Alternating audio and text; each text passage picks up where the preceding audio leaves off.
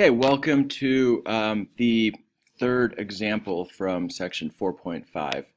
Now if we look at this problem, write a polynomial function f of least degree that has rational coefficients, a leading coefficient of 1, and the zeros 3 and 2 plus root 5. Now at first glance you're thinking, I've never seen a problem like this before, have no idea how to do it. How do I write that has no idea how to do this? Now that's fine, but what I want to do is show you that you do know everything to do this, and it just involves you understanding a few new things. Now, first of all, if all that this means, write a polynomial function of least degree, just means that we're not going to be multiplying our polynomial to give it any higher degrees than normal. We're not going to be multiplying a polynomial to increase the degree other than its smallest form. So there's going to be no greatest common factor in there. We're writing a polynomial that is factored down as much as possible. Now, rational coefficients just mean that all of our coefficients are going to be rational numbers. A leading coefficient of 1 means that there's going to be no value in front of our first term. Now, the zero's 3. If you think about this, the zero's 3, when you have a 0, that just means that one of your solutions is x equals 0. Now, let's work back for a second. If, I'm sorry, not x equals 0. It means one of our zeros is x equals 3. Now, if you think back for a second on how you actually get a 0, how you get a solution when you're solving a polynomial, is that meant that one of your binomials for your solution was actually x minus 3 equals 0. And what happened is you ended up adding 3 to both sides, and you got x equals 3. So what this means right here is one of the binomials in factored form for your polynomial is just x minus 3. So again, when you are given the zeros of a polynomial, it means that you just subtract those from your x value and you set that equal to 0. So this is just one of our binomials for our factored down polynomial. Okay, now you've got this other weird looking 0 right here, 2 plus square root of 5. Now, right now we only have 2 zeros, but in order to solve this problem, I'm going to go to one of the core concepts of this section and show you what that means. So we have this theorem called the irrational conjugates theorem. Now, what this says is that if f is a polynomial with rational coefficients, which should look familiar, we just talked about this, and it says that a and b are rational numbers such that b is irrational. Now, again, this should look familiar because we were just looking at the number 2 plus square root of 5. That was one of the zeros for our polynomial. And again, we have a, which is a rational number, and b is an irrational number. So if a plus root b is a 0 of f, then a minus root b is also a 0. So it just means when we're working with conjugates, it just means a conjugate is just the opposite. So the conjugate of a plus root b is just a minus root b. So what that means is that if 2 plus root 5 is a 0 of our polynomial, it just means that 2 minus root 5 is also a 0. So all this theorem tells us is that if we know one conjugate, then the opposite, or the conjugate, must also be true. So what it means also is that if we know that one of these is a roots, the conjugate is also a root. Okay, so let's go ahead and go back to our problem right here. So now we can use that information. So if we know that 2 plus root 5 is a 0, 2 minus root 5 is also a 0, and that is by the conjugate root theorem. So now this means that we actually have 3 roots to our polynomial. We have 3, 2 plus root 5, and 2 minus root 5. So what we're going to do, we're going to use these 3 zeros to write our function as a product of 3 factors. Now again, I know that this looks kind of confusing right here, but let's go over this a little bit slowly and really make sure that you understand. We already talked about why x minus 3 is one of these factors. We went back through on how we know that if 3 is a 0, that x minus 3 has to be one of the factors. Okay, remember, if 3 is a 0, x minus 3 is one of the factors because that's how we got 3 as the 0. Okay, so remember, again, I'm going to refer back to this about how we know how to find our binomials by knowing our zeros. Okay, so that's how we got this first one here. Now, because 2 plus root 5 is also a 0, I just want you to think of this as just a number right here. Don't let the fact that it's got a root, in here and multiple terms, don't let that confuse you. Just think of this as one entire term. So we go back to x minus 3. All we're doing is we're subtracting our root from x.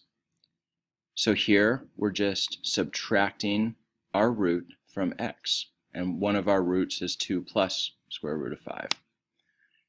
Now by the conjugate root theorem, 2 minus root 5 is also a 0. So we just write that in the same form. We just do x minus our root, which in this case is 2 minus root 5. So we've got x minus 3 times x minus 2 plus root 5 times x minus 2 square root of 5. Now, we're just working backwards right here. Okay? If we're looking at something like this, if we have x squared minus 3x plus 2 equals 0, and we're trying to solve this, if we're trying to find the roots, then all we do is we factor, and we get x minus 2 times x minus 1, and we get that equal to 0. Now in this case, we know that our solutions are x equals 2 and x equals 1.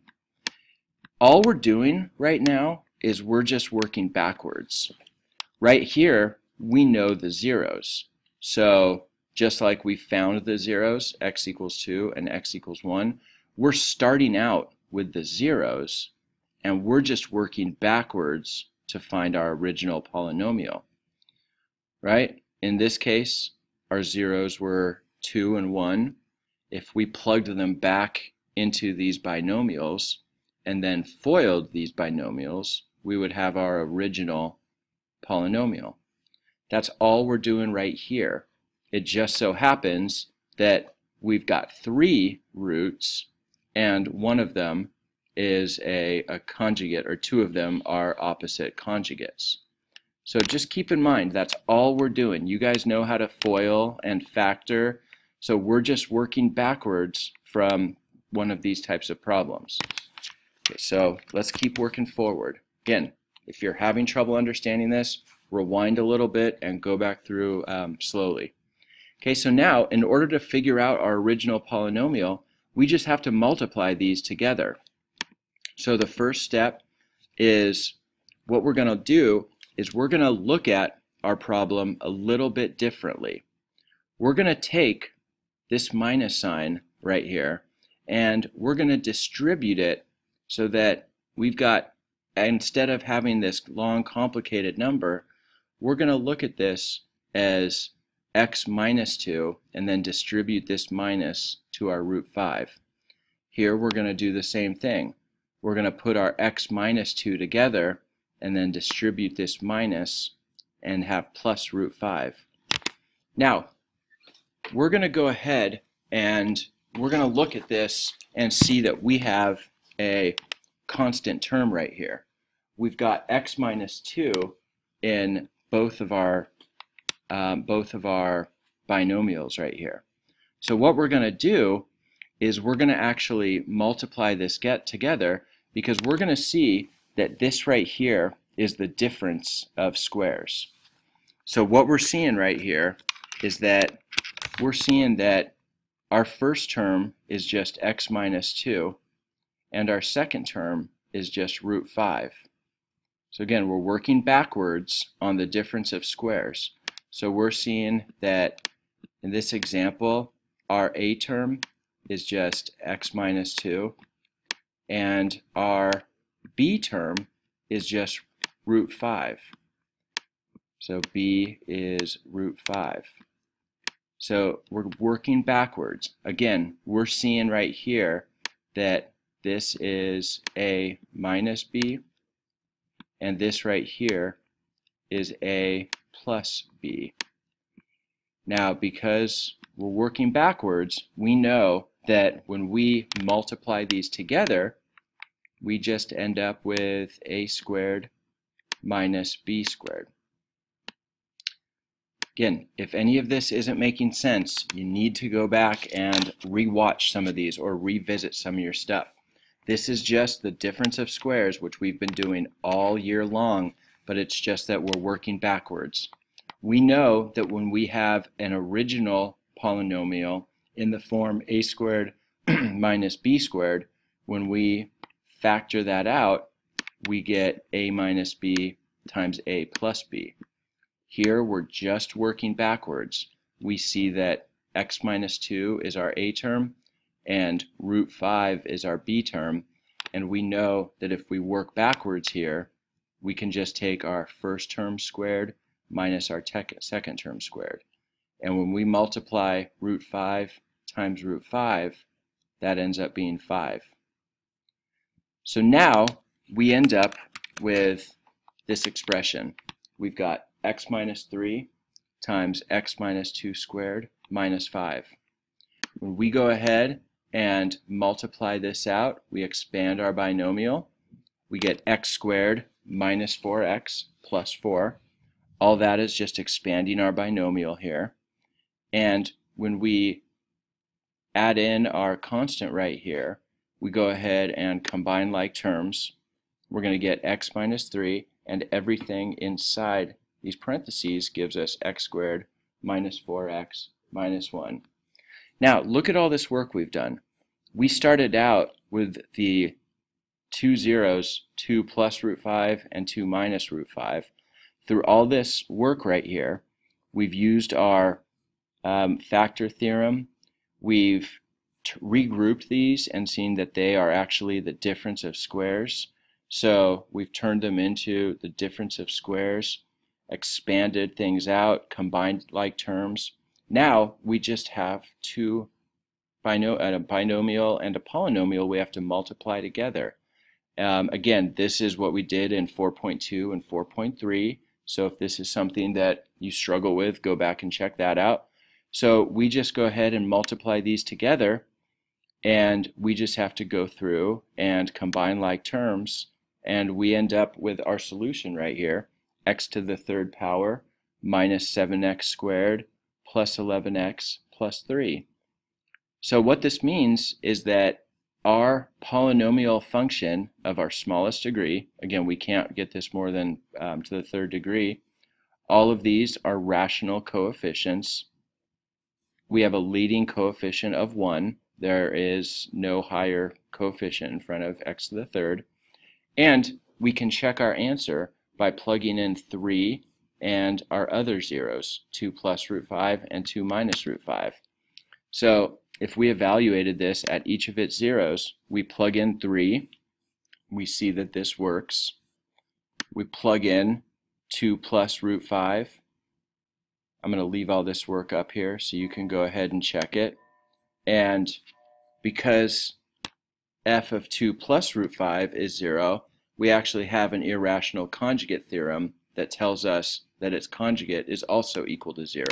So we don't have to go through all the steps of checking that as well. So that right there, I know it was a little bit longer of a video, but this is a really important concept to be able to find a polynomial based on knowing its zeros. This is something you have to understand. We're going to be having, I'm going to show you guys a Plickers question on this concept. So please make sure you watch it. Don't just skip through this and not understand it. If you're having questions, shoot me an email or a remind message, and I will get back to you right away. But please do not just skip through this and pretend like you know it. Thank you very much, and I'm looking forward to seeing you guys next class.